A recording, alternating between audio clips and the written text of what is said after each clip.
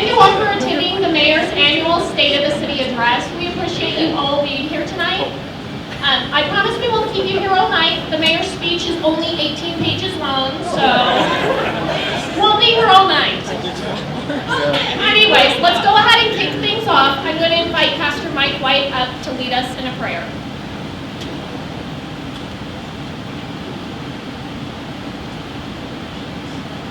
Thank you. Let us pray. Heavenly Father, we just thank you for this great country that we live in and the wonderful, beautiful city that we live in. Thank you, God, for the leadership that you have put in place to guide and direct this great city. We pray that you continue to watch over them and lead them and direct them in any and every decision that they make. Father, we pray that you would continue to be with those over in Europe and pray for protection during this tough time. It would be amiss to not lift them up in our prayers.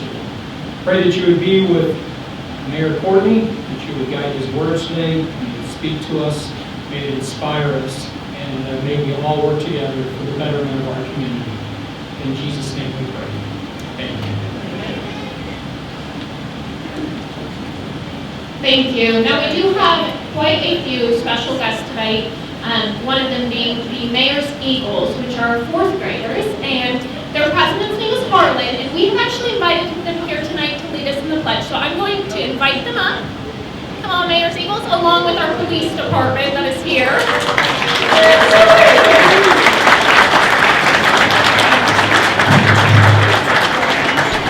I pledge allegiance to the flag of the United States of America and to the republic for which it stands, one nation, under God, indivisible, with liberty and justice for all.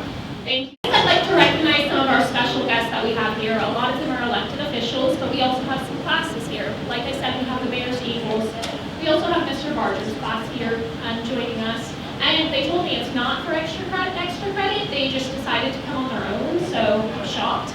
Anyways, we have joining us Councilman Jim Bartlett, Councilwoman Lucy Datillo, Councilwoman Carla Krebs, Councilman Patrick Tevenoff, I'm not sure if I saw him or not, but Councilman Josh Schaefer, Commissioner Bramer, are you here? If he's not, we have Commissioner Bramer, we have Commissioner Ron Lee, Commissioner Bobby Little, County Councilman Gary Copeland, County Councilman Chris Shelton, County Surveyor Mike Pittman, Prosecutor David Sutter, I'm not sure if we saw him, and then Mayor of Vernon Dan Wright was going to be in attendance. I'm not sure if you're here, Pat. And then obviously Mayor Bob Courtney. So a lifetime native of Madison, Bob spent his career in banking and finance, where he was involved in over $5 billion of investment across the country. After retiring in 2018 from a successful career where he also earned his CPA and security license, Bob applied his passion for everything Madison and took office in late 2019. Bob is a graduate of Ball State University with a degree in finance and is a graduate of the Stonier Graduate School of Banking at the University of Delaware. Since taking office, Bob has focused on public safety, economic opportunity, and quality of life. He's developed strategies for public health, blight elimination, parks improvement, and public safety. Bob is also a member of the Legislative Committee for AIM and was appointed by Governor Holcomb to the Indiana Public Health Commission. He was also honored to be a part of the state presentation team for the Southern Indiana Regional Development Authority that recently secured one of the state's largest economic development grants. Please join me in welcoming Madison's Mayor, Bob Courtney. It's great to see everybody here tonight, and as Pastor White was saying, it's inspiring, and what's inspiring is the fact that we're all here tonight, and that is symbolic of the fact that we are all moving Madison in the same direction with the same passion. And so it's a thrill, and it's an honor for me to be Madison's mayor. So good evening and welcome everyone. We'll get the program started. We have a great program for you tonight, and we're excited to share with you all the things that are going on around Madison, not just in the last few years, but also what we're working toward. And the theme of tonight's presentation is really about you. Madison on the move. So thank you for joining us for the annual State of the City Address. And thank you, Ron Bateman and the Fairfield team for giving us this wonderful venue to assemble in. Just a round of applause for them.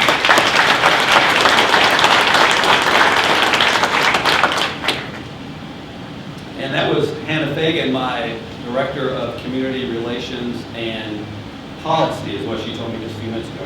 I want to thank all the communications team, Hannah and her team, Clarice, and sorry, I'm having a mind, but we're all here. Thank you so much. It's very special to be here because this place, Ashley. Sorry, I did not forget you. And Jenna, did Jenna Armstrong make it here tonight? She said she would be here tonight, so I wanted to say thank you to her.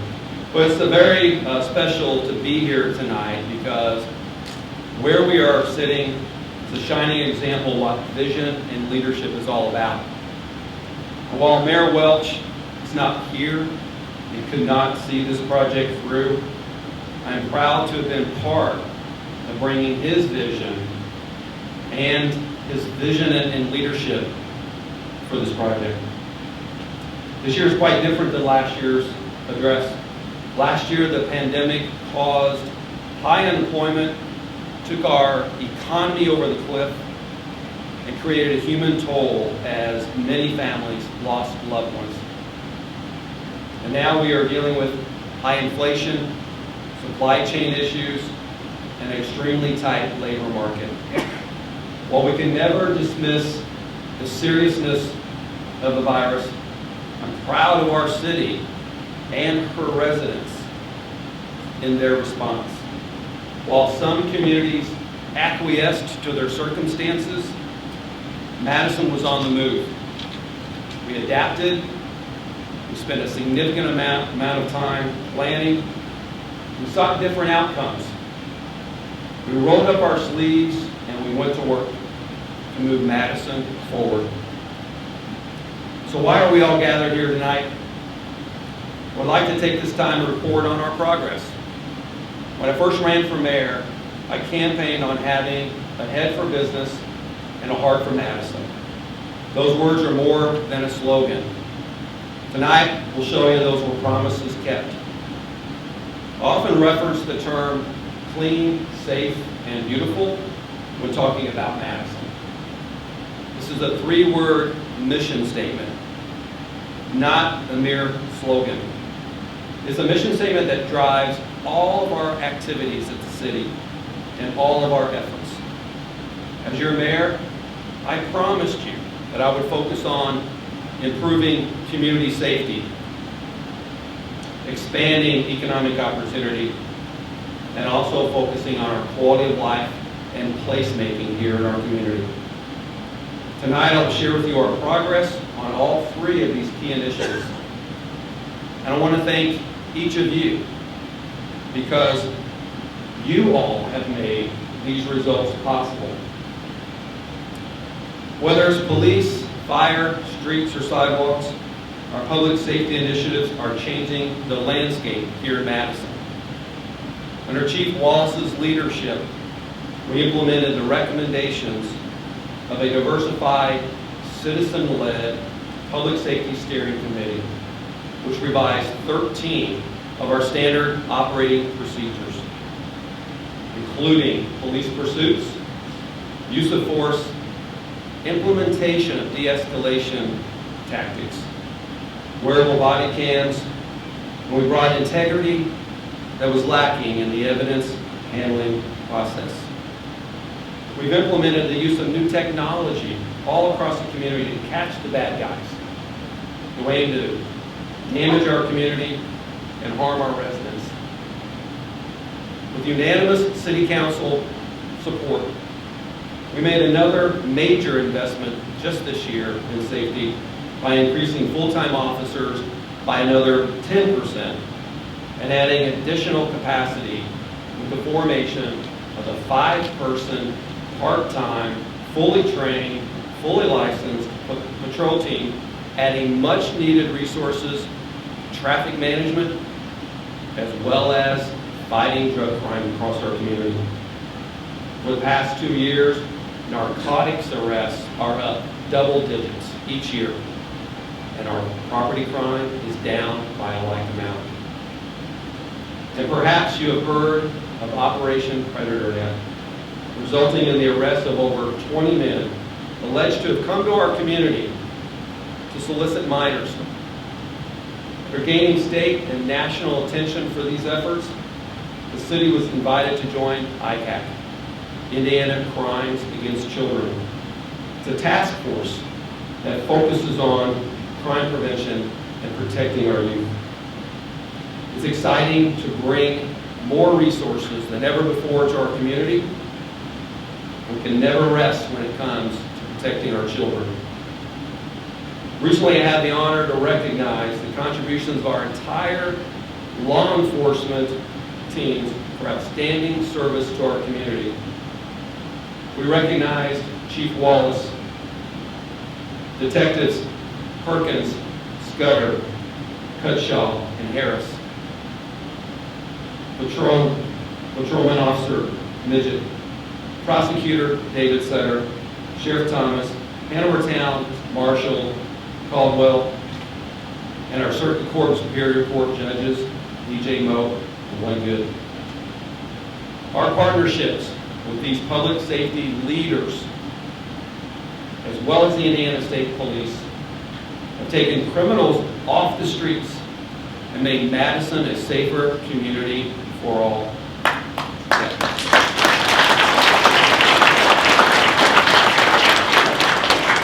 Ladies and gentlemen, I know you agree with me. There is no more important investment that we can make than keeping our community safe. That is the foundation of everything that we want to accomplish. So please give another round of applause. Our law enforcement is here tonight. Thank you again all for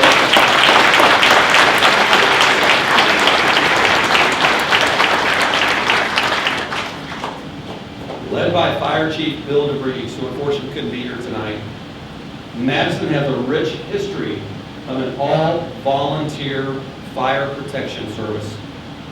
These brave men and women responded to over 550 emergencies last year, including 50 fires. When they are not doing that, they are training to be the best. These professionals logged in over 2,000 hours of training last year. I'll never forget the night of June 18th, 2021.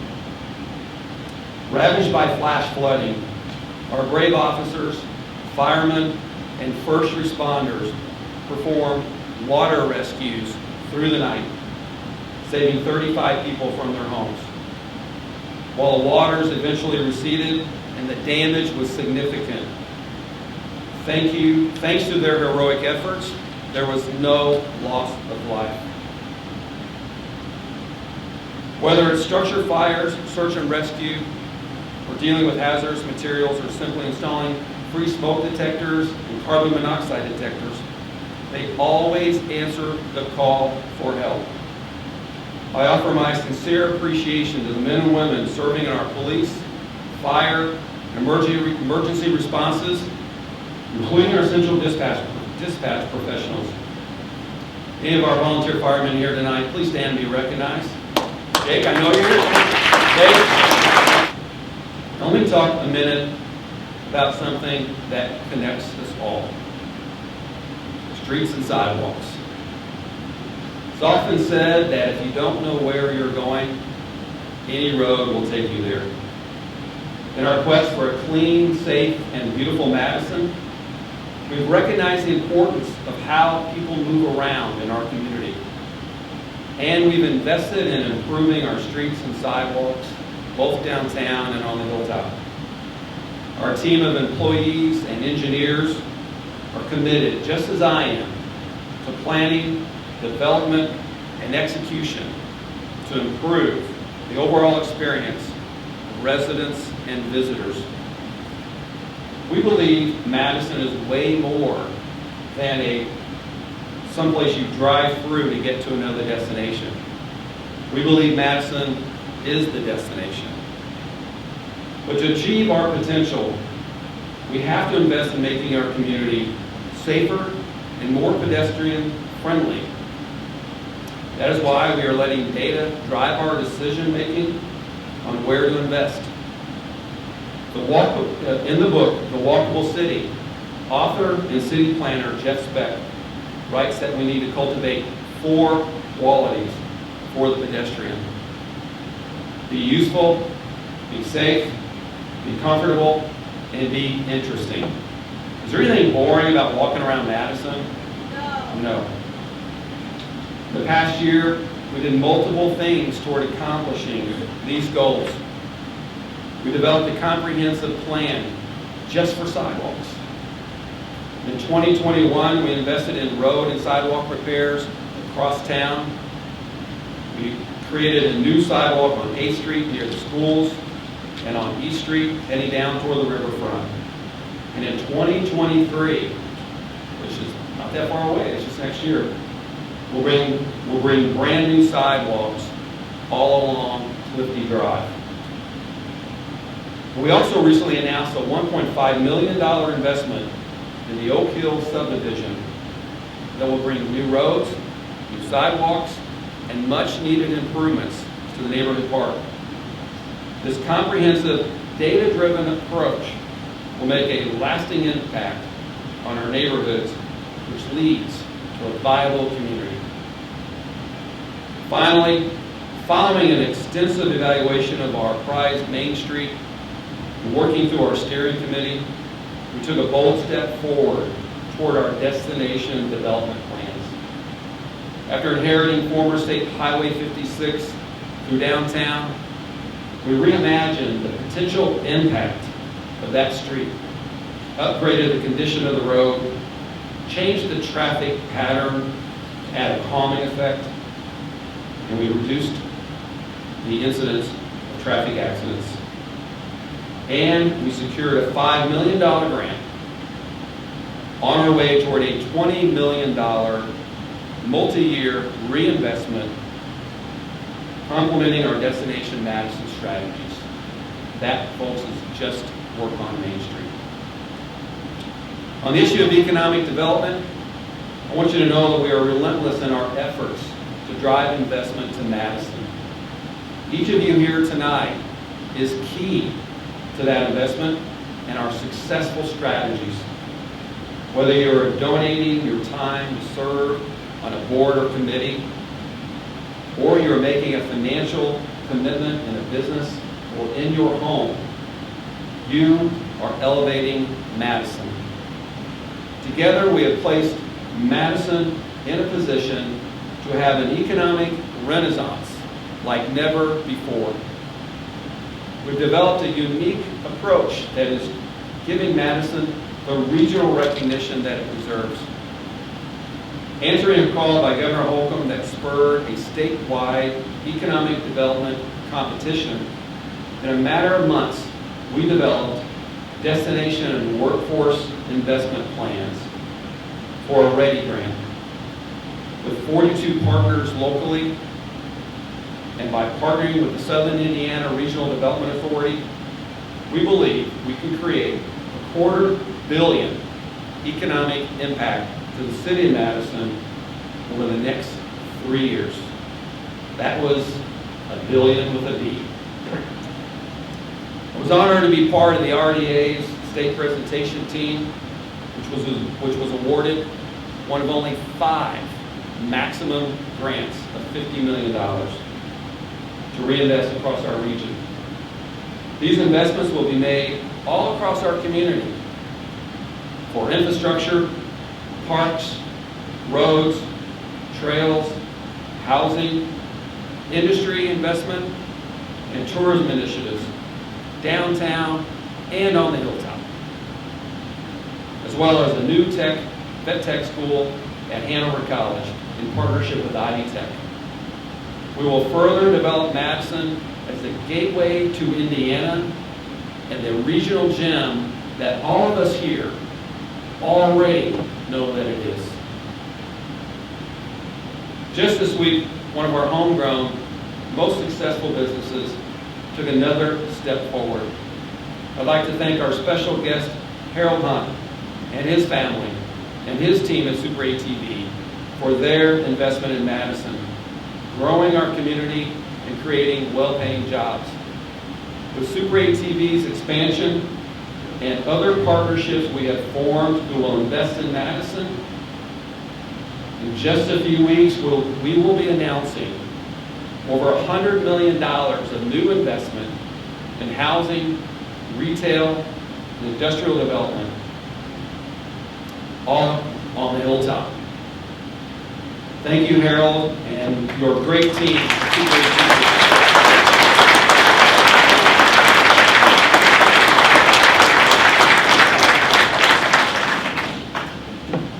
Economic opportunity doesn't stop there.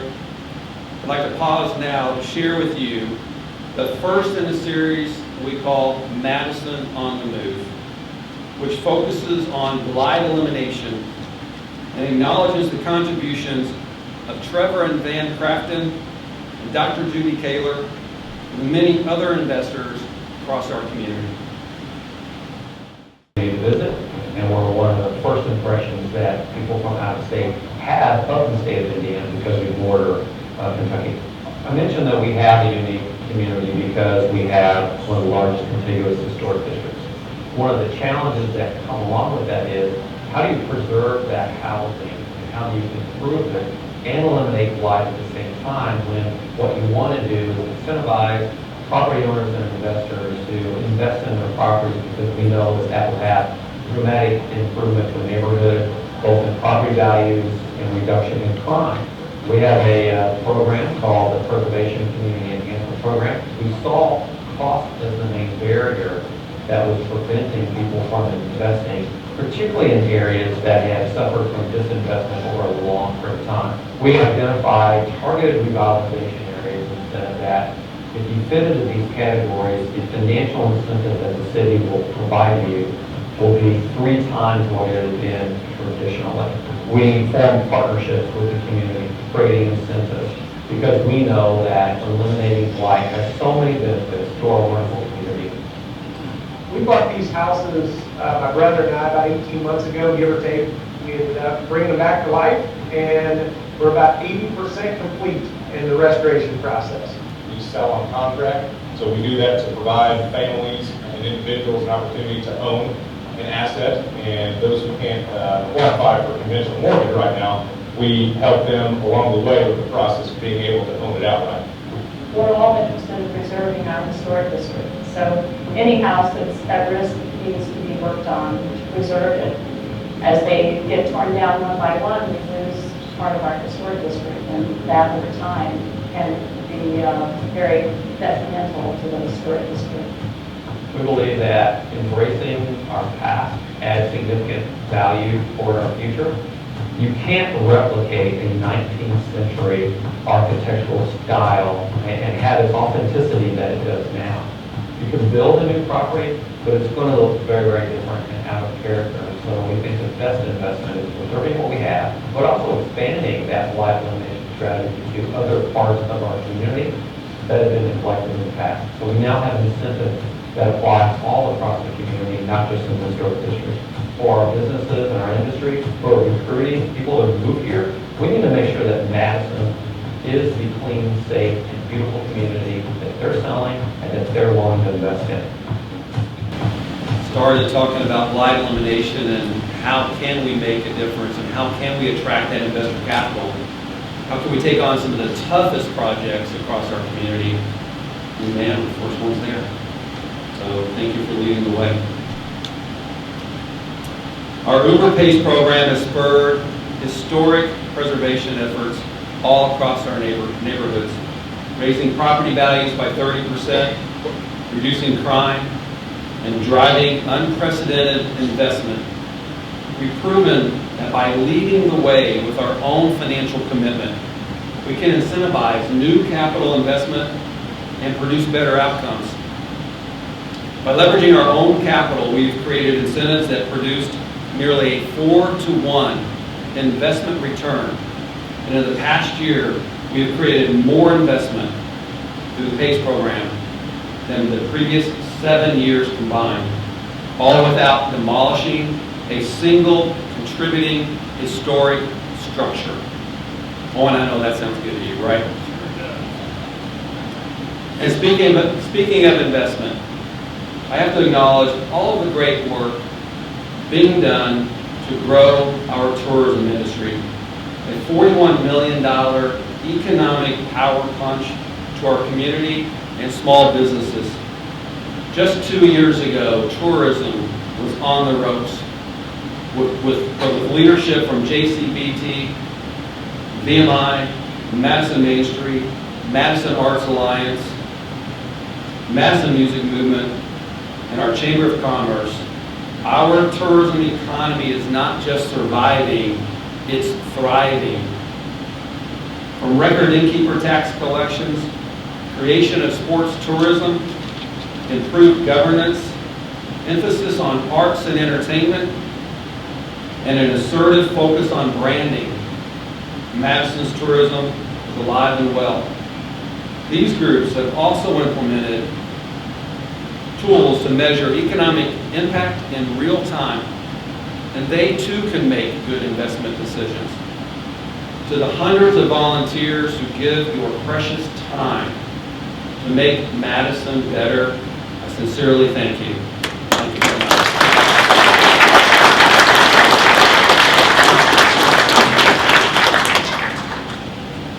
We're also very excited about the new partnership with Norton KDH and the newly formed Bethany Circle Foundation promoting health and wellness. And whether it is economic, social, or cultural, there's one person here tonight who likes to fly under the radar, but he's really in the middle of all of it. Bill Barnes, thank you.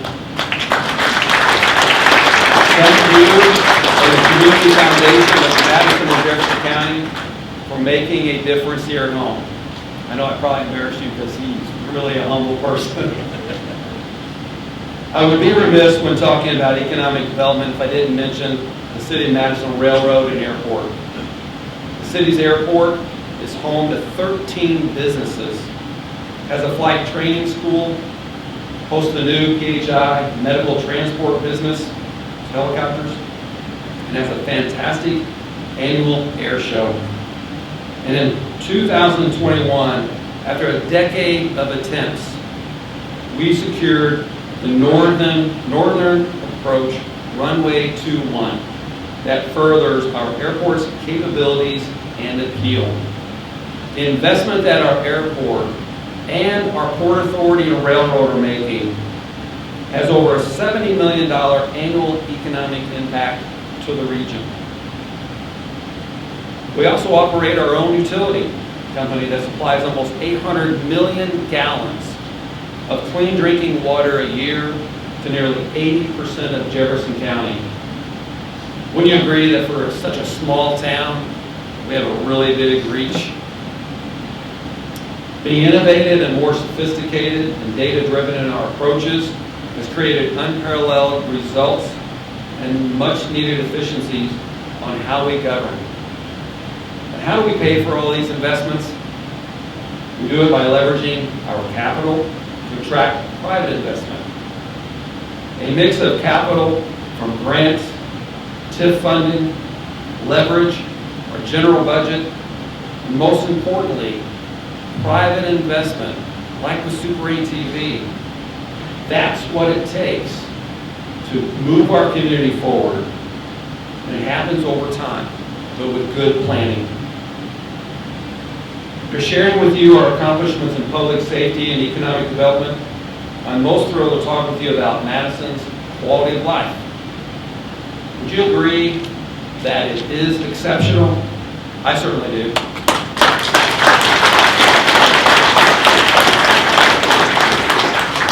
Making Madison our focus through a collaborative, community-based investment model has generated tremendous results.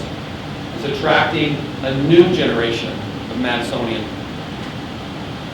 Madison boasts over 280 acres of parks with endless activities for visitors and residents of our city and almost 40 miles of sidewalks.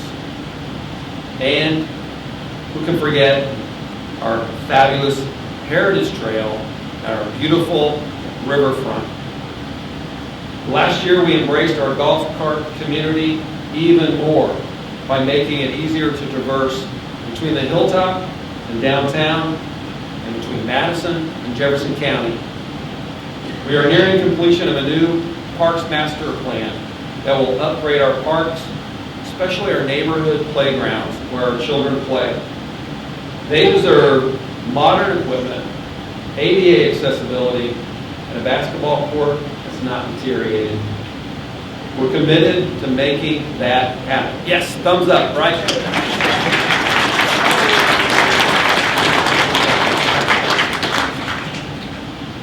And with a $2 million grant from Lieutenant Governor Crouch and Okra, and significant financial support from the city's redevelopment commission, we're halfway through the historic restoration of the iconic Crystal Beach swimming pool that will make it available for generations to come. And when I mention doing things more efficiently, we've created information systems that have allowed us to manage better. What we don't manage manages us. And what we can't measure, we can't manage. In the past year, we've reduced deficits at Sunrise Golf Course by 54%, created new marketing strategies, doubled the profit at our city campground, slashed youth and adult sports participation fees by approximately 50%. And we adopted new technology platforms that have moved over 20,000 transactions online that previously had been processed manually. Our quality of life not only involves our parks, but the entire culture of Madison has an influence on all of us. From music, which is plentiful because we are Indiana's music city, by the way, to art, to outdoor recreation, and the fantastic events sponsored by a library, such as the Smithsonian Institute's Waterways exhibit, enjoying a leisure boat ride on the Ohio River, or something really exciting like Rockin' Thunder. Or you can drive through the country. There's something for everyone in our beautiful community. Looking to the future, in addition to our public safety and economic development initiatives, we are building a social services strategy designed to help those most in need. With collaboration from our county commissioners, county council, and county sheriff, we will be implementing addiction treatment services in the new jail.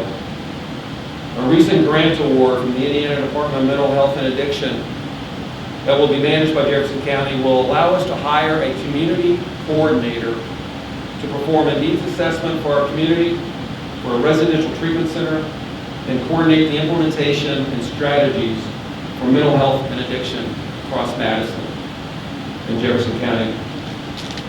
Amber Finnegan, I'm not sure if she was able to make it here tonight, but I want to thank her for her service to JRAC, which is the Justice Reinvestment Advisory Council, and her leadership in attaining this grant award.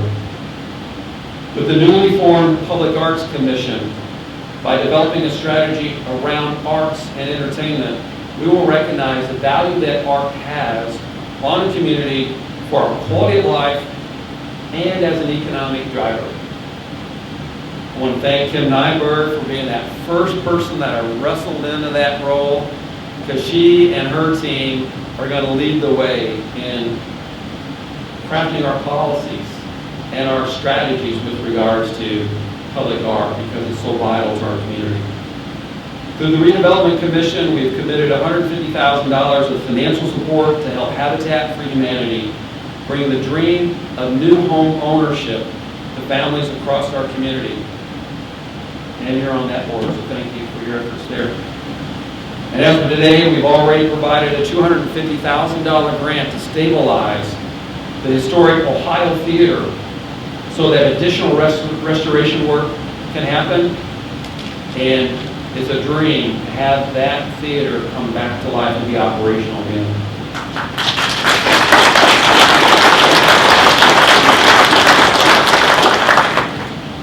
We also intend to embark on the largest infrastructure investment plan in the history of Madison.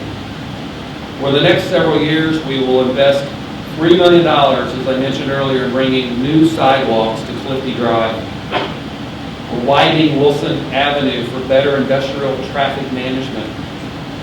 We're making a multi-million-dollar investment on Main Street because it's much more than a traffic corridor. It's about gathering, and it's about quality of life. We're going to be making a major investment on our riverfront. That includes a new overlook, permanent stage at Bicentennial Park, new housing, park investments, and we'll drive investments on our hilltop too, as I've been talking about tonight. We'll make a $13 million investment in our clean drinking water supply and distribution systems. We will lead the investment in revitalizing the Mulberry Street, 2nd Street corridor that will include newly designed gathering spaces, parking, housing, a downtown grocery store. All of that will come to fruition. And you saw some images earlier today that, don't you love the mural? I do.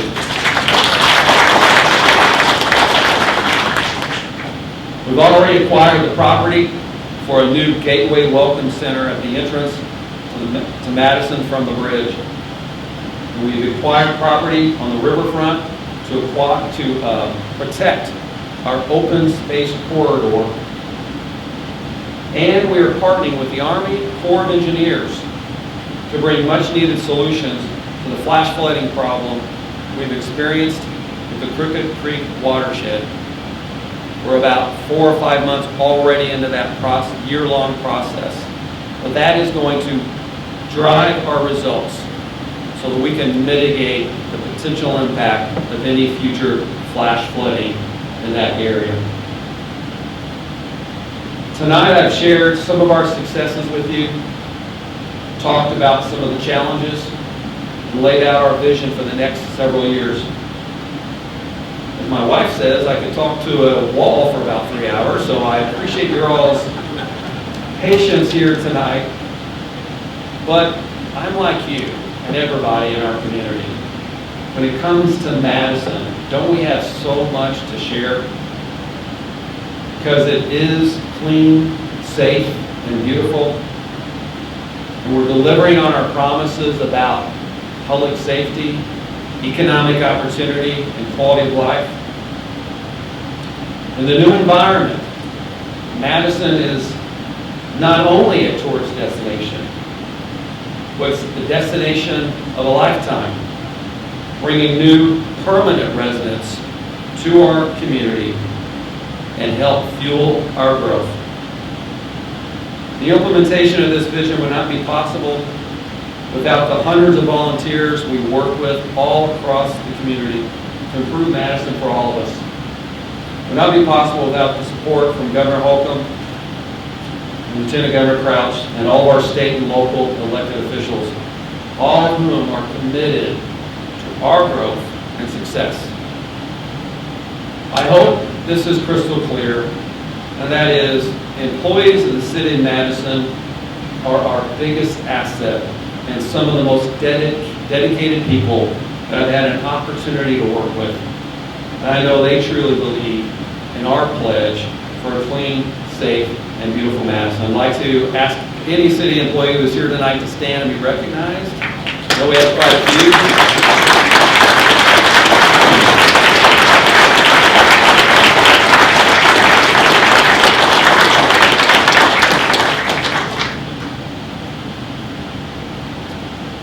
The city is greatly represented by 7 city council members: Curtis Chatham, Lucy DeTillo, Carla Krebs, Patrick Tevenoff, Dan DeTillo, Jim Bartlett, Joshua Schaefer, and our clerk treasurer, Katie Rampey.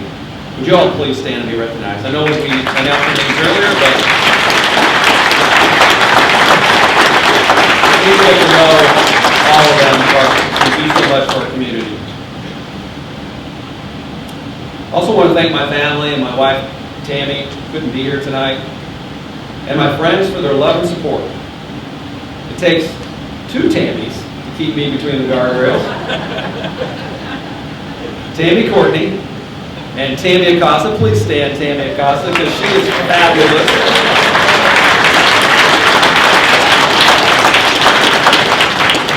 She has such great southern charm, you never know when she's really yelling at you.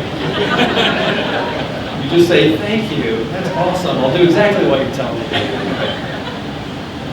But all so instrumental to our success. I'd like to close by sharing with you a quote from one of my all-time favorite athletes, an Olympic distance runner, Steve Prefontaine. While he passed away unexpectedly in a car crash in 1975, his legacy lives on today. Adorning my office is Steve's motto: to give anything less than your best is to sacrifice the gift. We have abundant gifts here in Madison and abundant gifted people. That's really the key to our success. We talked a lot about how instrumental investment is to our community.